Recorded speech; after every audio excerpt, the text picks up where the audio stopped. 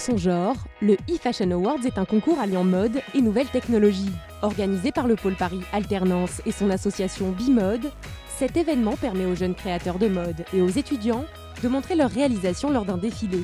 Véritable tremplin, cette 5e édition est présidée par Alexis Mabille, célèbre designer et membre de la haute couture, accompagné de Ali Madavi, photographe et réalisateur, Geoffrey Mongin, lauréat de la dernière édition, et Cécilia Gabizon, rédactrice en chef de madamefigaro.fr. À partir du moment où on est reconnu et c'est notre métier, je pense que c'est bien d'aider à un moment si on peut.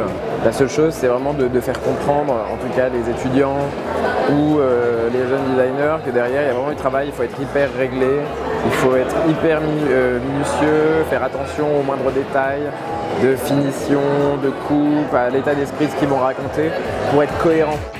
Ce genre d'événement est vraiment important pour faire connaître des jeunes créateurs parce qu'il y a un grand suivi de la presse, d'acheteurs, de personnes qui sont décisionnaires. Et moi, à mon époque, il y avait moins de concours, mais je crois que c'est très bien de soutenir cette nouvelle génération. Derrière les coupes graphiques, les lignes épurées et les matières fantasques des créations, se cache un réel projet d'étudiants. Dans le cadre de leurs études, chaque élève de 4e année en communication et marketing chez PPA monte un projet. Pour une école comme le Pôle Paris Alternance, il est important de donner l'opportunité à nos étudiants de mettre en place des projets de A à Z avec une finalité concrète, opérationnelle, qui leur permettent d'avoir une réelle expérience au-delà de l'événementiel, de la gestion de projet, puisqu'ils vont mettre en exergue des compétences managériales, des compétences communicationnelles, des compétences commerciales, juridiques, soit toutes les compétences aujourd'hui requises pour devenir un vrai bon manager. Valérie Briançon a épaulé toute l'année ses étudiants en master pour mettre en place cette 5e édition.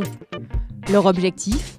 Accompagner des jeunes créateurs et des jeunes marques dans leur développement et leur communication, dans le but de valoriser leur travail. Il y a un très grand nombre d'étudiants et de jeunes créateurs qui essayent de se lancer et la mode c'est un monde qui est très difficile. Donc être en lumière pour eux, ça leur permet de montrer leur création à un grand public et d'être repérés pour monter leur propre maison. Cette année, 150 dossiers de jeunes créateurs ont été soumis au vote des internautes. Les 10 finalistes ont fait défiler leurs modèles futuristes dans la salle des miroirs. C'est une énorme opportunité déjà de présenter ses créations devant un public, devant la presse et devant un jury qui est quand même assez qualifié. C'est génial qu'il y ait des choses comme ça qui se passent. Ça donne l'occasion à nous, petits créateurs et jeunes, de se lancer et de voir aussi comment ça s'organise. Cet événement, je pense, c'est une grande opportunité pour les publicités, pour mon nom, pour ma propre marque. C'est un tremplin déjà dans l'accompagnement, puisque l'école, qui est donc celle de PPA derrière, promet un certain nombre d'accompagnements avec les jeunes créateurs. Pas simplement d'ailleurs les lauréats, mais aussi ceux qui ont participé.